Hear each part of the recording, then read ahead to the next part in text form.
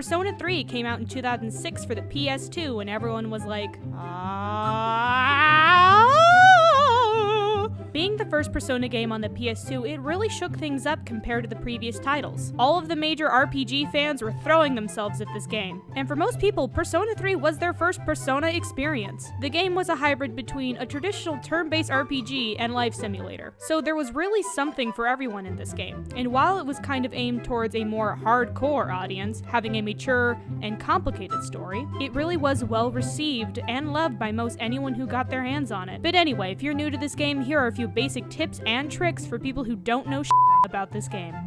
So you play as the protagonist, a transfer student attending Gekkoukan High School. You'll eventually join a group called C's, a team of people from your school who have the potential,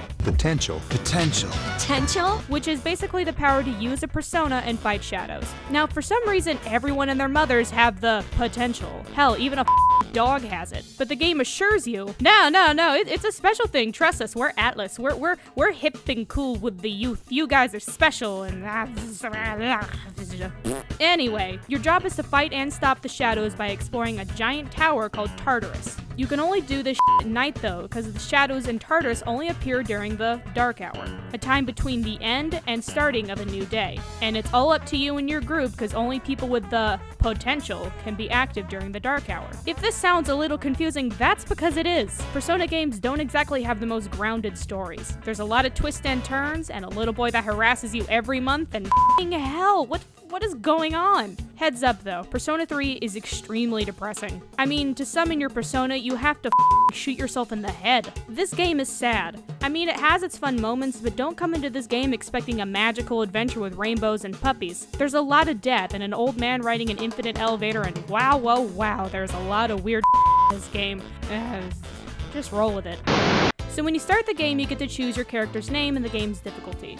The game won't stop you from naming your protagonist butt or something like that, so do what you want, but when it comes to the difficulty, play on easy. Persona can be a really tough game, and it's one of those when you die, you go to your last save, and dying can be really common if you're not careful. If you play on easy, you get 10 items that bring you back to life if you die. Warning, you cannot buy more of these things. I made that mistake. I thought since it was an item, you could buy more of them, but I guess not, and boy, it was a bad idea. And save a lot. Save at every turn, and definitely save before fighting a floor boss.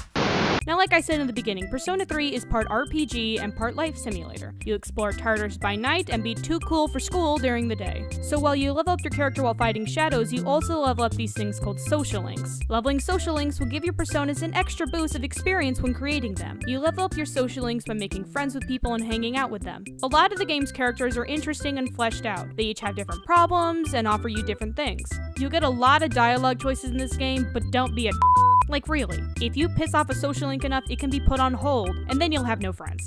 So, don't be a Also, when you hang out with a social link and you gain a level, wait a few days before hanging out with them again. Even if they beg you after school to hang out with them. Because if you consistently hang out with them, you'll get the "this link will increase soon" bull, and you just wasted an afternoon.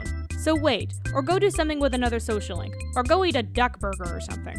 So there's a ton of dialogue in this game, and while most of it's interesting, some of it can get really boring or repetitive.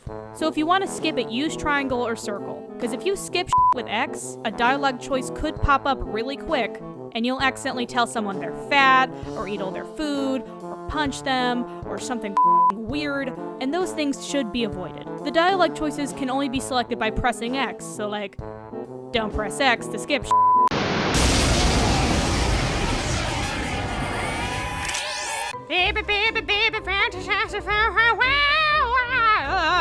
While I love the music in this game, the battle music does not change. I mean, it changes for bosses because they're special, but when exploring Tartarus, it doesn't ever change. But even if you hate the music, it will grow on you eventually. Also, it's Burn My Dread, not Burn My Bread, in case there was any confusion. So you'll have 4 people in your party in Tartarus, and when it comes to picking people who you want, because you will get more party members to choose from over time, make sure you stick with them for a while, because people only in your current party level up with you. Also, you control your character and yours alone. The rest are controlled by an AI, and while it is okay a majority of the time, it will f*** up and do really stupid so get ready to do some damage control. Like, you Mitsuru, you were supposed to use ice, not make them all fall in love with you, god it! Now when it comes to choosing people for your party, do what you want. I won't judge you. But, do not f***ing put Shinji in your party. I know, he's a badass and super rad and yeah, he hits pretty hard, but just don't do it. I'ma try to keep this spoiler free, but man, just don't f***ing do it. Shinji does not stick around for that long, and suddenly you'll have to replace him in the party, and that person's level will be lower than the rest, and you'll never get it back up. So don't do it. When it comes to combat, it's standard turn-based RPG stuff. Find the enemy's elemental weakness, then use that element. It'll knock the enemy down, and then do a full group attack. It's pretty straightforward stuff, and there is no shame in looking up enemy weaknesses online, cause Fuka doesn't know what the is going on half the time. But keep an eye out for your persona's weaknesses as well, especially personas weak to light or darkness, cause that's an insta-kill, and you have 10 of those life thingies, so don't it up. When exploring Tartarus, if you hang out on a floor for too long, something bad will happen. I can't tell you what, but it's bad, and scary, and freaky. You're gonna do it, aren't you? Okay, that's fine, but be careful, because the game doesn't actually pause when you pause. That bad thing can happen to you even if you're in the menu. So if you stop to get food or something, you could come back very scared and confused. You've been warned. So while Persona 3 is definitely a unique game and one of the best RPGs on the PS2, it does have a few flaws, like getting repetitive and nothing happening for an entire month, but it is one of those games where you can have a different experience each time. I've dumped countless hours into this game to discover something new each time. And yes, it is kind of a sad and confusing tale, but it really is an enjoyable game overall. And I hope this basics beginner's guide makes your gaming experience a little better. So please rate, comment, and subscribe, and I hope you have a fantastic day.